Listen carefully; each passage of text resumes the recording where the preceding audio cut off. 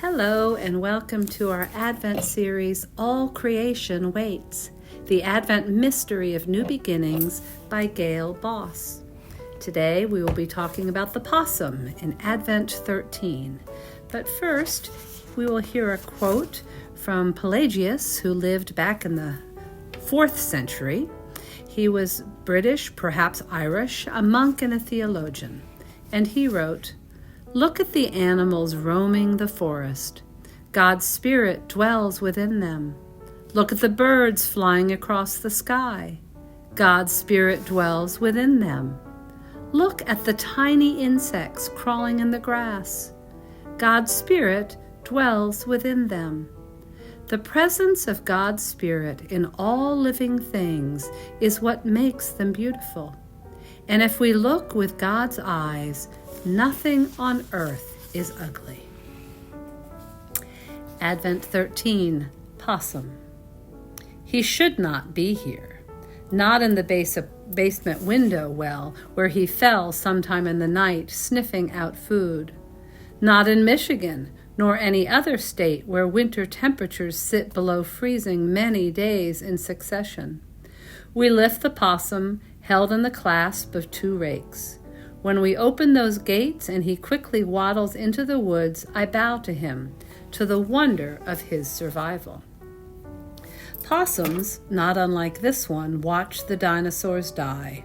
They are that ancient. And they haven't evolved much since their tropical beginnings.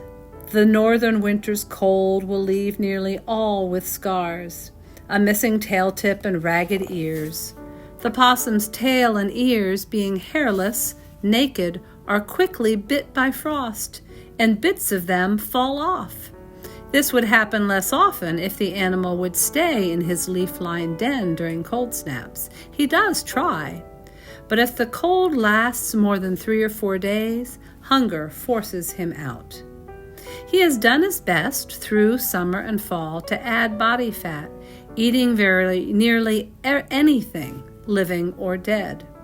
But unlike a raccoon or skunk, when cold and snow come, he can't slow his metabolism and sleep to burn that fat more slowly. In fact, his furnace works overtime, burning fat faster.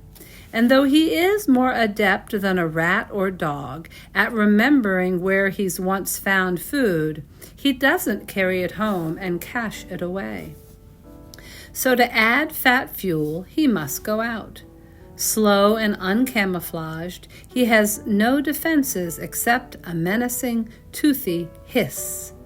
He can be scared to what looks like death, collapsed, unconscious, oozing a noxious green slime that may or may not put off the scarer. Of course, he wants to go out when the night is darkest, but that's when the night is coldest. And the coat he wears not only leaves his tail and ears and toes exposed, it's not really a winter coat at all. It has no down hairs next to his skin to insulate him, and no true guard hairs to repel snow or sleet. Temperatures below 20 degrees Fahrenheit will freeze him rather quickly. During a spell of nights colder than that, he may risk waiting. Or he may choose to go out for food when the sun warms the day and shines a light on him for predators. He gambles either way, darkness or warmth. Which gives him better odds? He makes the decision alone. Shy, solitary, he dens without even the small comfort of shared warmth. He is only here in snow-covered winters because we are. His ancestors began inching north with the pioneers, where humans build barns, sheds, and garages, basements and attics, shelters warmer than burrows, where we grow gardens and put out garbage bins, reliable food supplies. Possums can beat the odds the cold stacks against them. The possum in our backwoods has been my neighbors and me. We're his best adaptation to winter, and he very nearly died in my window well. A naturalist tells me Had we plucked the opossum from the well by his tail and slid a supporting hand under his back, he would not have snarled and twisted, trying to fight, break free, flee. He would have abandoned himself to our hands, one forepaw clasping the other, a posture that looks like petition, like prayer. As you listen to this description of the possum in the winter, what caught your attention?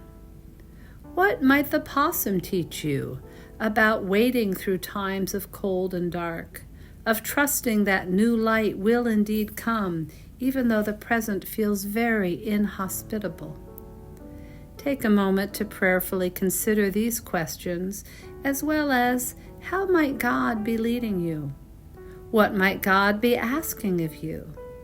I invite you to take a moment to prayerfully share your insights, questions, feelings, concerns with God, remembering that the dark is not an end, it's a door. It's the way a new beginning comes. Amen.